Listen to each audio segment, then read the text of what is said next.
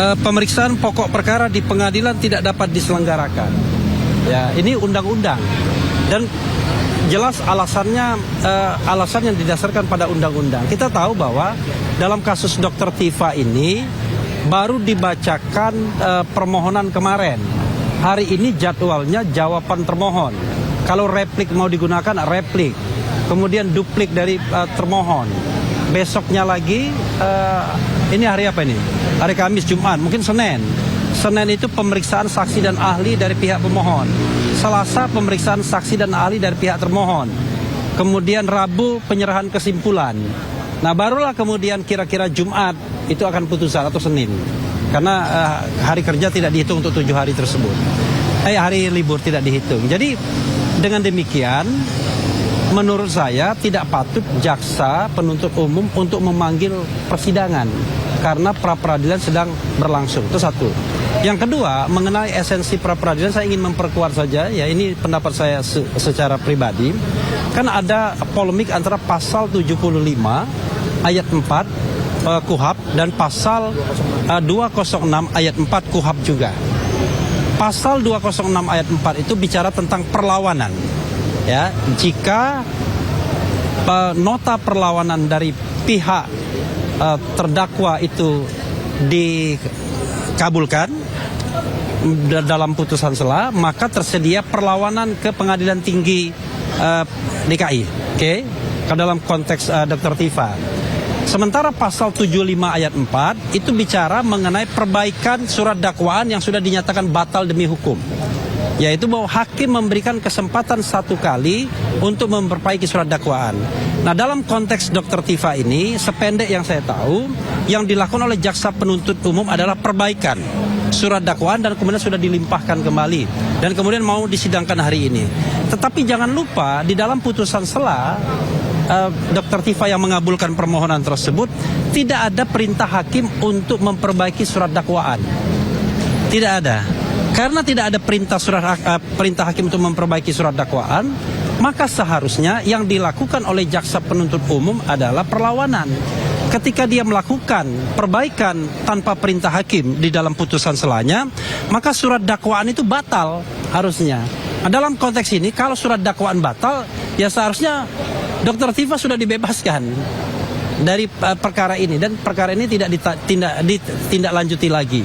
Tetapi kita tidak tahu nanti sikap hakim, maka kemudian disampaikan ke hakim pra-peradilan. Saya tidak tahu apakah hakim pra-peradilan akan mengabulkan permohonan atau tidak, tetapi ground atau dasar untuk menyampaikan hal tersebut menurut saya benar. Itu ya. Oke, tambahannya, makasih. Ya, mari.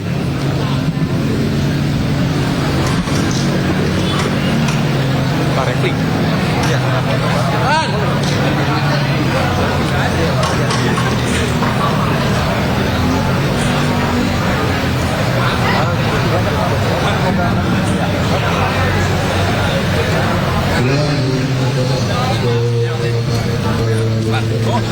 Terima kasih.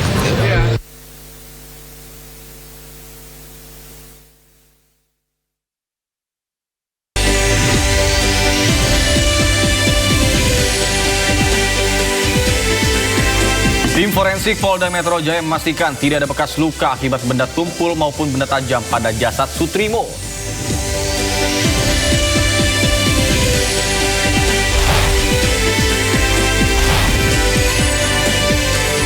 Tukang cukur yang tidak mau pasang bendera merah putih akhirnya meminta maaf.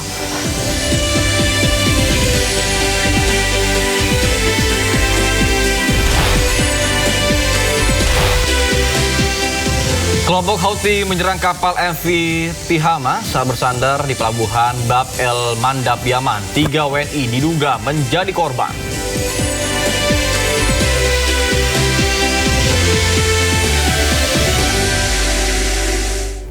Kita awal informasi Sinda Today hari ini pemirsa terkait dengan kebakaran di tempat pembuangan akhir sampah di Kabupaten Kuningan, Jawa Barat terus meluas. Ya, hingga Rabu kobaran api bahkan merembet ke sejumlah bangunan para pemulung di sekitarnya.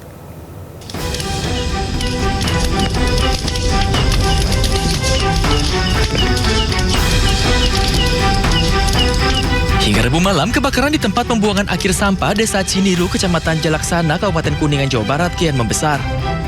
Kobaran api membesar dan merembet ke area yang lebih luas. Hembusan angin kencang juga membuat kebakaran mulai mendekat ke permukiman warga terdekat. Bahkan si jago merah mulai membakar gubuk para pemulung yang berada di dekat lokasi. Selain sumber air jauh dari lokasi kebakaran, medan terjal dan juga berbahaya menyulitkan proses penanganan. Kesulitannya karena medannya terlalu besar, terlalu luas gitu. Jadi kita jangkauannya agak sulit. Terbatas, terus itunya pun apinya pun cukup besar. Jadi kita butuh waktu lama untuk benar-benar mendinginkan kebakarannya gitu. Karena kan materialnya sampah udah terbakar gitu. Kadang atasnya padam, bawahnya itu masih panas ya. Tambah ini cuaca kan anginnya cukup deras. Selain petugas gabungan dan relawan yang terus berjibaku memadamkan api, tim medis berikut perlengkapannya juga disiagakan untuk menanggulangi penanganan medis. Dari Kuningan, Jawa Barat, Mahardika, iNews melaporkan. Pemirsa, 35 korban berhasil dievakuasi ke Pelabuhan Padang Bay, Bali.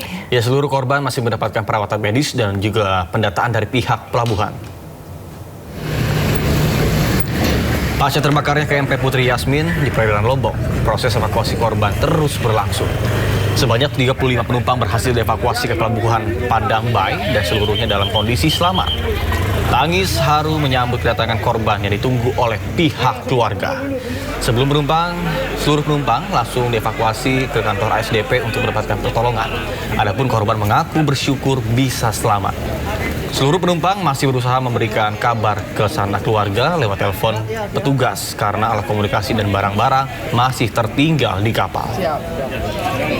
Evakuasi penumpang yang di Padang Bay dengan jumlah 35 penumpang. Tiba-tiba ada asap, terus apinya besar. Ibu lihat asap itu di bagian mana, Bu? Di belakang atau di mana? Iya, di belakang. Di belakang. Pemirsa, kapal motor penumpang Putri Yasmin terbakar di perairan Lombok, Nusa Tenggara Barat. Ya, sebanyak 116 penumpang telah dievakuasi. Kapal motor penumpang Putri Yasmin terbakar di perairan Lombok, Nusa Tenggara Barat.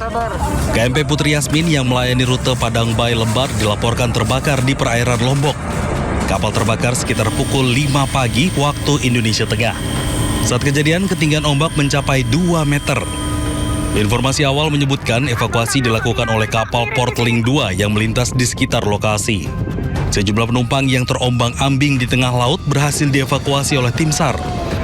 Penyelamatan penumpang KMP Putri Yasmin terus dilakukan. Langsung masuk. Saat ini proses evakuasi penumpang Putri Yasmin itu 33 orang dievakuasi oleh KMP Portling 2 menuju ke Pelabuhan Padang Bay.